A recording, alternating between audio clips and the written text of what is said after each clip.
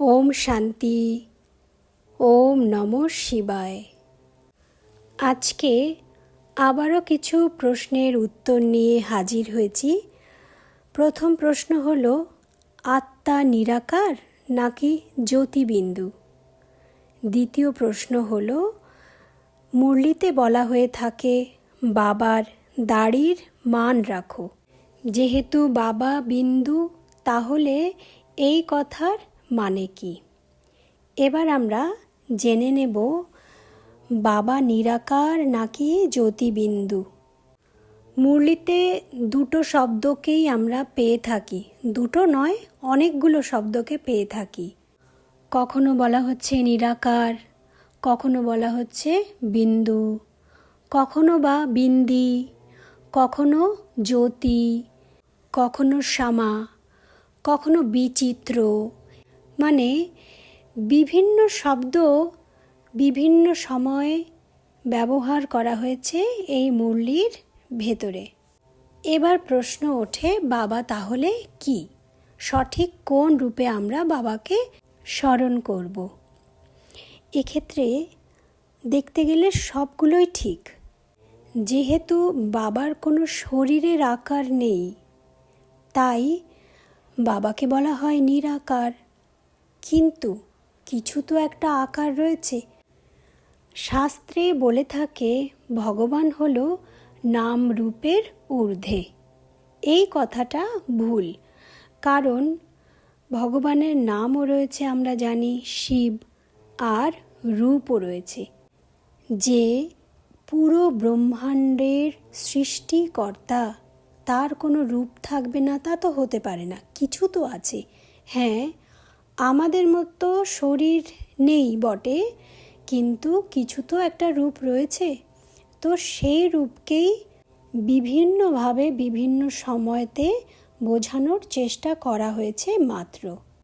যেমন বলা হয় জ্যোতিবিন্দু। এবার এই জ্যোতিবিন্দু শব্দটা কিভাবে আমরা বলতে শুরু করলাম, সেটা আজকে আমরা একটু জেনে নেব।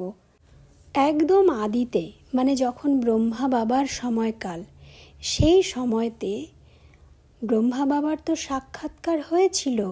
শিব বাবা কেমন দেখতে আমরা জানি যে শিব বাবা যখন প্রথম ব্রহ্মা বাবার শরীরে প্রবেশ করে ওনার মুখ দ্বারা উচ্চারণ করে, প্রথম শব্দ ছিল নিজানন্দ স্বরূপম শিবোহম শিবহম, জ্ঞান স্বরূপম শিবোহম শিবোহম, প্রকাশ স্বরূপম শিবোহম শিবোহম। কথাটার মানে হলো, আমি সেই শিব, আমি আনন্দ স্বরূপ, আমি শিব, আমি জ্ঞান স্বরূপ, আমি শিব, আমি প্রকাশ স্বরূপ। তো বাবা কিন্তু নিজের পরিচয় প্রকাশ স্বরূপ রূপেই দিয়েছিল। যেহেতু এত দীর্ঘ বছর ধরে ভক্তি করা হয়েছে দেবদেবী রূপে, বিভিন্ন মূর্তির মাধ্যমে ভগবানের পুজো করা হয়েছে, তো হঠাৎ করে একেবারে নিরাকার জ্যোতি মানে প্রকাশ স্বরূপ ভাবতে একটু তো কষ্ট হয়। সেই কারণে তখন বোঝানো হতো বাবাকে জ্যোতি রূপে স্মরণ করো। কেন জ্যোতি? হিন্দিতে জ্যোতি কথাটার অর্থ হলো প্রকাশ, আলো, প্রদীপের শিখা। বলাও হয়ে থাকে জ্যোতি জ্যোৎ জাগানো, অর্থাৎ প্রদীপের শিখাকে প্রজ্বলিত করাকে বোঝানো হয়। তো যেহেতু আমরা আকারী শরীরের উপাসনায় অভ্যস্ত ছিলাম, সে কারণে হঠাৎ করে আমরা কিভাবে সেই নিরাকার প্রকাশ স্বরূপকে স্মরণ করব।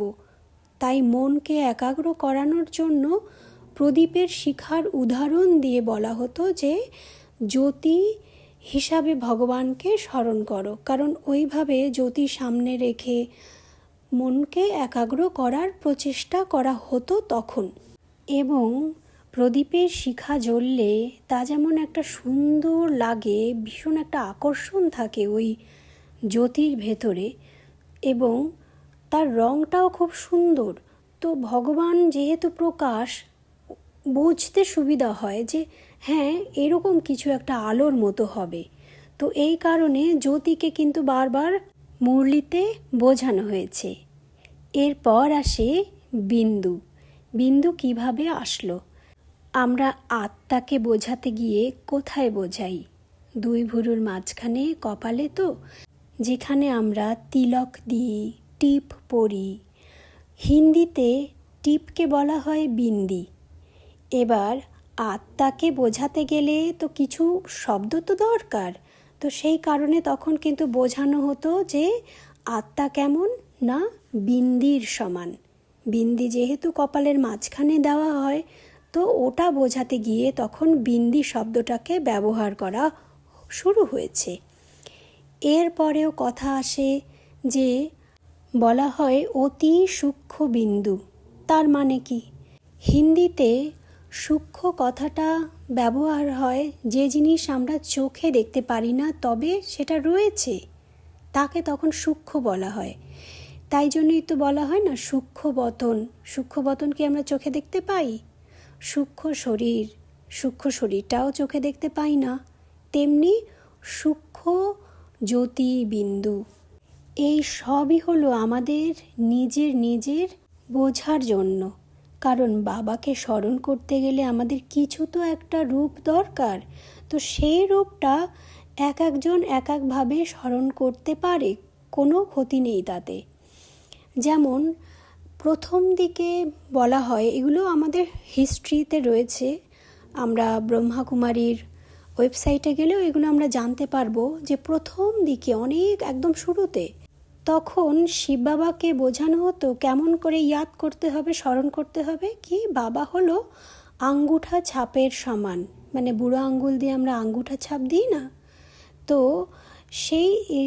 সেটা দেখতে কেমন হয়, ডিম্বাকৃতি। তো ওরকমটা স্মরণ করতে বলা হতো। কারণ প্রথমেই যদি একদম বলা হয় যে ভগবানের কোনো আকার নেই, তো কীরকম না, হট করে একটা দেবী দেবতার পুজো চলছিল, মূর্তি পুজো চলছে, লিঙ্গের পুজো চলছে, মানে শিবলিঙ্গের পুজো, হঠাৎ করে কোনো আকারই নেই, মানুষ তো তখন দ্বিধায় পড়ে যাবে, স্মরণ কী করে করবে।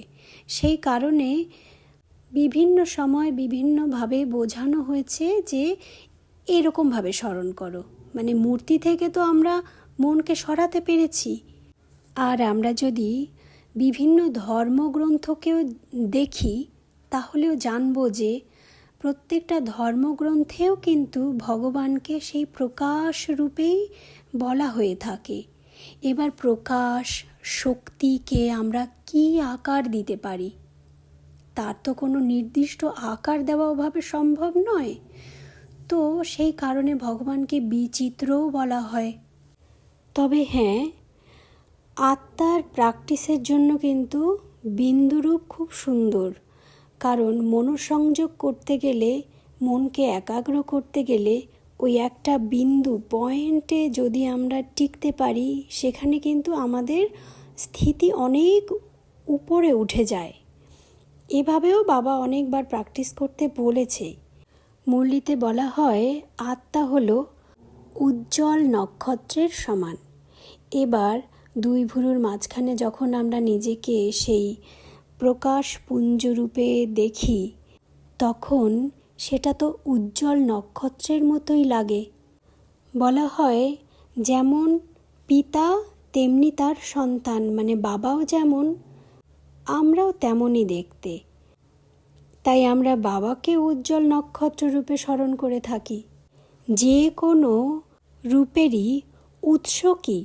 উৎস তো কিছু একটা থাকে, যে কোনো একটা রূপ তৈরি হওয়ার আগে তো একটা উৎস থাকে, সেই উৎস হলো বিন্দু। যদি আমরা খাতা কলমেও কিছু একটা চিত্র আঁকি, সেখানেও শুরু করতে গেলেও প্রথমে আমাদের কি দিতে হয়? বিন্দু। মানে আকার দেওয়ার স্টার্টিং পয়েন্টই তো হলো বিন্দু। এখানে বাবা সর্বশক্তিমান প্রকাশ স্বরূপ। আমরা সেই সর্বশক্তি প্রকাশ স্বরূপের কেন্দ্রবিন্দুতে মনোসংযোগ করি এবং শক্তির প্রাপ্ত করি, এবং এই উপায়েই আত্মার পরিবর্তন সম্ভব হয়। তাই তো বাবা আমাদের বিন্দু রূপে স্মরণ করার জন্য বলে থাকে। আজকে প্রশ্নের উত্তরটা একটু বড় হয়ে গেল। আশা করছি আত্মা পরমাত্মার রূপ নিয়ে আমাদের আর কোনো কনফিউশন থাকবে না। এরপর আমরা জেনে নেব যে মুরলিতে কেন এরকম বলা হয় বাবা তো জ্যোতিবিন্দু, কিন্তু এখানে কেন বলা হয় যে বাবার দাড়ির মান রাখো। এক্ষেত্রে ব্রহ্মা বাবার শরীরের ইঙ্গিত দেওয়া হয়েছে, পরিষ্কার সেটা বোঝা যায়, কারণ শিব বাবা তো নিরাকার, বাবার তো শরীর নেই। বাবা যখন ব্রহ্মা বাবার শরীরের আধার নিয়ে শিক্ষক রূপে আমাদের পড়ায়, শিব বাবার ওই লোন নেওয়া শরীরকে দেখিয়ে বাবা বলছে যে যেহেতু শরীরটা বুড়ো শরীর, তাই বলছে যে অ্যাটলিস্ট তোমরা বাবার দাড়ির মান তো রাখো।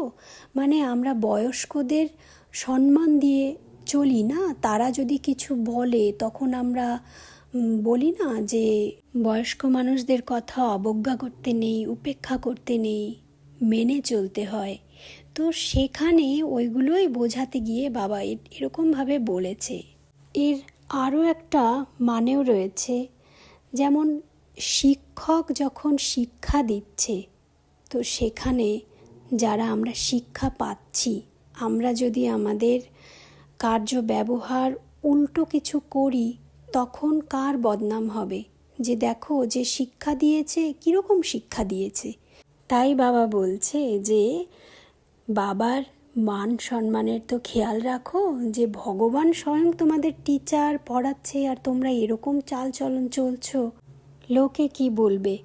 সেই কথা বোঝাতে বাবা ওইভাবে বুঝিয়েছে যে বাবার দাড়ির মান তো রাখো। আসলে কথাগুলো না সবসময় সব ভাষায় তো একরকমভাবে বলা হয় না। তো হিন্দিতে এই ধরনের প্রচলন রয়েছে, দাড়ির মান রাখার কথা বলা হয়, মানে বয়স্কদের মান রাখার কথা বলা হয়। আজ এই পর্যন্তই। ওম শান্তি। ওম নমঃ শিবায়।